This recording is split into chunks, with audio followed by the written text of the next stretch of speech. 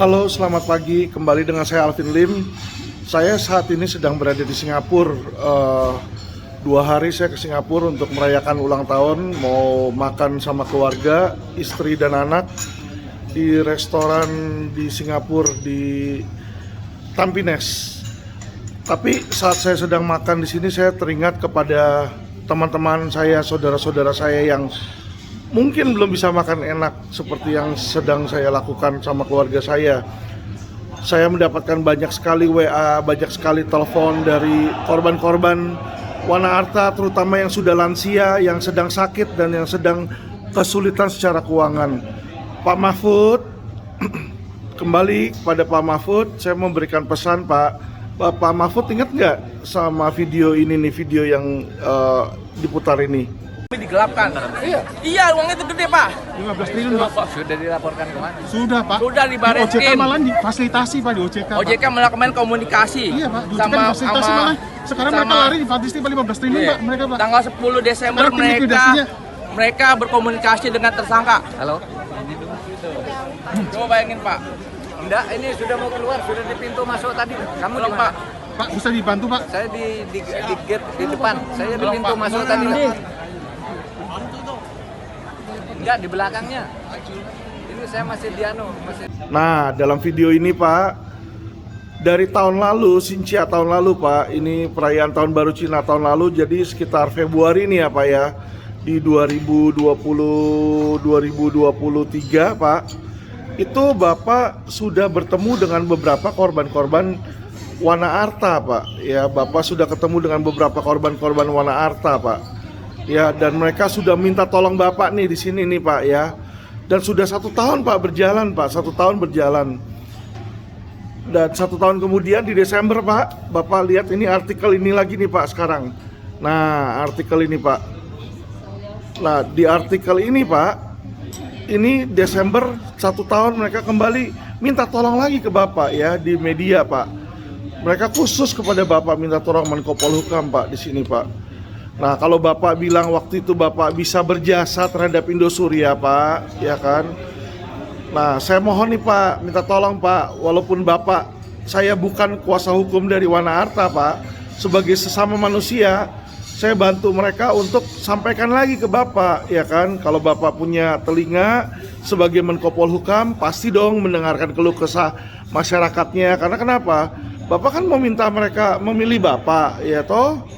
Ya gimana lagi untuk mendapatkan perhatian mereka, pilihan kalau Bapak tidak mau membantu mereka Pak ya.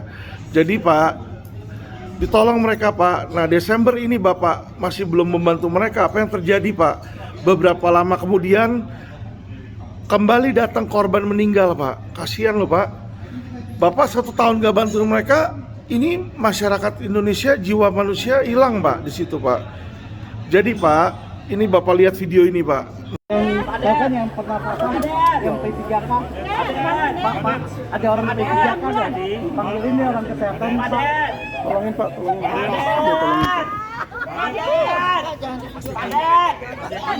Sudah serangan jantung Pak, dan orang-orang yang pada sakit ini Pak, banyak yang sudah meninggal Pak. Ini beritanya Pak. Nah, sudah meninggal Pak ya. Jadi Pak, jangan Bapak berpikir bahwa Bapak sudah banyak merubah nasib masyarakat Pak. Dengan Bapak tidak mempedulikan dan tidak menggubris mereka Pak, jiwa masyarakat Indonesia sudah meninggal Pak. Secara tidak langsung Bapak bertanggung jawab terhadap jiwa-jiwa tersebut Pak. Ya, jadi saya heran gitu loh. Di mana hati nurani Bapak sebagai Menko Polhukam yang Bapak selalu teriak-teriak bahwa Bapak hebat, Bapak melakukan perubahan dalam hukum. Perubahan apa Pak? Yang ada jiwa manusia melayang Pak. Jiwa masyarakat Indonesia melayang Pak. Ya, di saat Bapak menyibukkan diri dengan mencawapreskan. Apalagi Bapak di sini bikin artikel nih Pak. Nah, ya artikel ini Pak. Bapak bilang loh di situ bahwa kalau Bapak menjadi cawapres, Bapak akan apa? Bapak akan bisa melawan oknum-oknum, ya, menegakkan hukum dengan melawan oknum aparat. Aduh Pak, nggak perlu tunggu jadi cawapres Pak, nggak perlu tunggu jadi wakil presiden Pak. Bapak sebagai Menko Polhukam pun sekarang ini kalau mau bisa Pak. Kalau mau bisa, saya yakin bisa di situ. Bapak punya kok kemampuan, kemauan. Kalau punya kemauan bisa Pak, kemampuan Bapak Pak. Masa Menko Polhukam nggak bisa membuat perubahan dalam bidang hukum? Kan Bapak bilang penjarain Indosuria aja Bapak bisa, Bapak mampu. Nggak mungkin dong nggak bisa merubah nasib-nasib korban-korban Wana Arta Pak. Tapi apa yang terjadi Pak? 3 DPO bisa hilang, 1 DPO sisa cuma 2 DPO Pak. Itu kong kali kong sama oknum aparat mana Pak? Ya, Mabes Polri yang katanya si Wisnu itu naikin 3 Interpol DPO Wana Arta, sekarang DPO-nya sisa 2, 1 hilang nih. Waduh, masuk angin lagi ya Pak ya di situ ya Pak ya. Jadi kalau Bapak belum tahu, ini saya kasih tahu lagi Pak ya. Kalau perlu Pak, nanti saya bikin video setiap minggu supaya telinga Bapak sebagai Menko Polhukam mendengar keluh kesah masyarakat Pak. Ini Alvin bukan menyerang Bapak secara politik, bukan Pak. Ya, sekali lagi saya bukan partai manapun, saya tidak join partai manapun, saya tidak ikut DPP manapun, saya tidak ikut mencalekkan diri, tidak ada Pak di situ Pak. Ya, saya pure, perjuangan saya adalah perjuangan hukum Pak.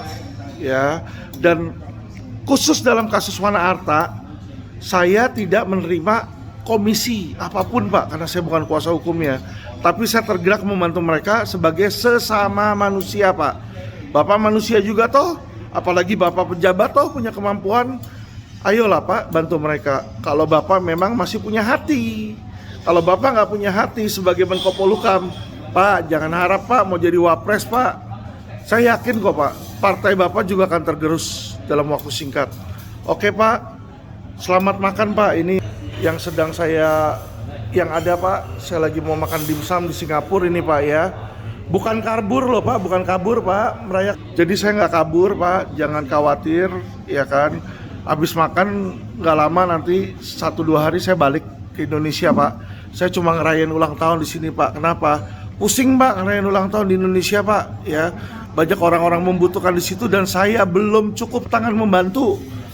Kekuasaan saya sebagai lawyer nggak bisa nangkep penjahat Pak, nggak bisa memerintahkan jaksa agung Pak, nggak bisa memerintahkan Kapolri Pak. Yang bisa itu Anda Pak sebagai Menko Polhukam Pak. Cuma saya bingung, Bapak ini males atau Bapak itu budek atau Bapak nggak dengar atau Bapak nggak punya hati, itu saya nggak tahu yang mana gitu loh Pak. Karena kenapa Pak? Korban berjatuhan terus Pak di Indonesia Pak, banyak yang mati Pak. Di situ saya nggak tega Pak melihatnya Pak. Saya nggak tega merayakan hari ulang tahun di mana orang-orang sengsara dan saya tahu orang-orang itu banyak yang tidak bisa makan kayak saya Pak. Ya Pak, jadi tolong bantu mereka Pak, karena hanya Bapak yang mampu, saya nggak mampu Pak. Ya, jadi Bapak boleh jelek-jelekin saya semau Bapak, yang penting Bapak bantu mereka. Kalau Bapak nggak bantu mereka ya sudahlah, ya kan. Jadi kita udah tahu kualitas Bapak seperti apa. Udah 1 tahun loh Pak mereka teriak Pak. Masa masih menunggu 1-2 tahun lagi Pak ya. Oke Pak, terima kasih Pak. Salam cerdas hukum.